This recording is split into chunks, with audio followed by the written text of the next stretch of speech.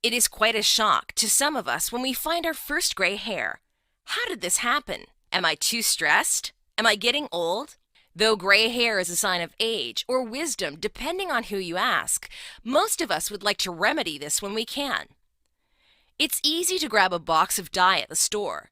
However, some of us hate the thought of having to repeat the process month after month, only to end up damaging your hair from the chemicals. There are, however, natural ways to fend off gray hairs. Going gray can be triggered by various things, like fluctuating hormones, smoking, stress, pollutions, chronic colds, sinusitis, thyroid disorders, malnutrition, chemotherapy, or low melanin. When going gray is out of your control, there's a fix that uses just two natural ingredients that you probably already have in your home. Ingredients: 50 milliliters of organic coconut oil, 3 teaspoons of freshly squeezed organic lemon juice. Directions: mix the ingredients together in a bowl until they are well blended.